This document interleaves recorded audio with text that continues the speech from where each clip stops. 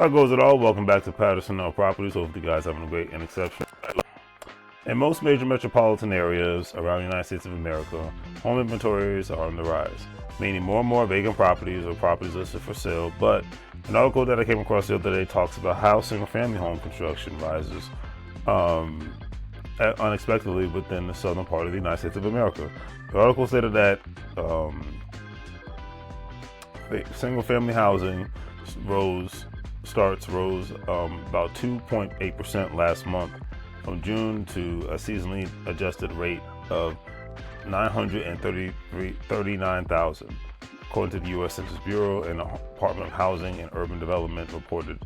The July figure was up 7.8% from a year earlier. The gain was fueled entirely within the southern part of the United States of America, where single-family startups rose up to 13% on a month and 22% annually. So single-family startups fell on a monthly and annual basis in the Midwest, Northeast, and the West Coast.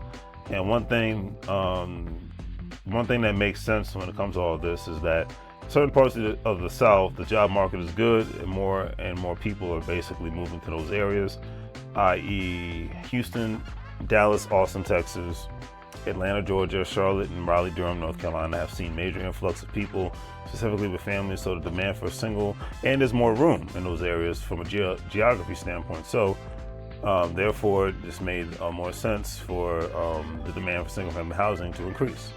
The article stated that permits for single-family homes, a sign of the future, construction rose from 0.5% on a month nationally, but fell 7.9% on an annual basis. And before I go on, that isn't a significant rise in future construction, despite the modest gain last month. The pipeline for single-family home construction remains sluggish, with a total of 621,000 homes currently under construction, down 1% in July and 3.7% lower than a year ago.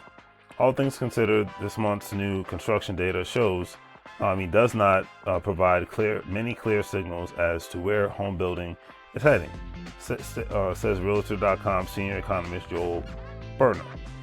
We know that new home sales have been quite slow this summer and that tariffs are adding complications and expenses to building activity, but builders do not appear to be backing down much more than they already have.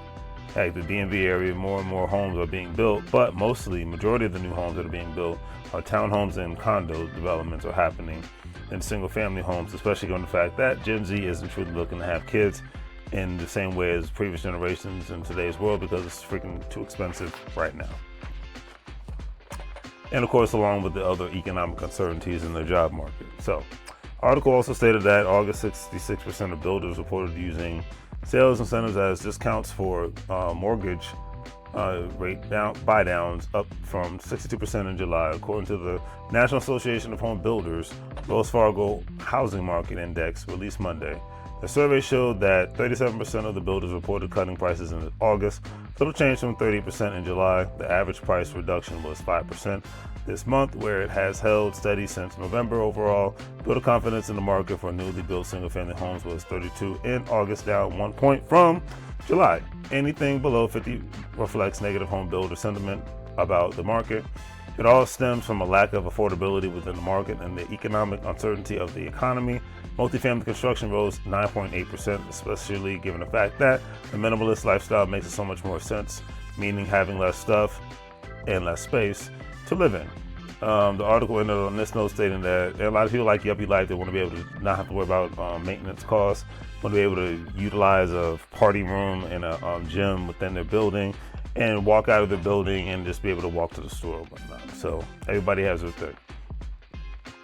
But anyways, the article ended on this note stating that combining single-family and multifamily overall housing started to increase 5.2% monthly in July to a seasonally adjusted annual rate of 1.43 million units. Overall permits fell 2.8% monthly to 135 million annually. On a regional and year-to-year basis, combined single-family and multi-family starts were 10.2% higher in the Northeast, 17.7% higher in the Midwest, 2.4% lower in the South, and 0.5% lower in the West. So at the end of the day, more and more condos overpriced condos and apartments and townhomes being built compared to single-family homes because people can't afford them, and most of the developers are basically in that business now when it comes to the multifamily, ergo apartments and condos, because they just know it's easier to rent out the property than it is to try to sell it specifically in today's market. So it should be interesting where this thing goes in the real estate market. People predict that major changes will happen between the rate cut and the lack of demand by 2026, 2027, but we shall see. I'm not as optimistic, and I'd have to see where the chips actually fall. So don't forget, Patterson Up Properties, the wholesale real estate in the DMV area, Reading, Pennsylvania area, Harrisburg, Pennsylvania area. Don't forget to check us out. Links in the description.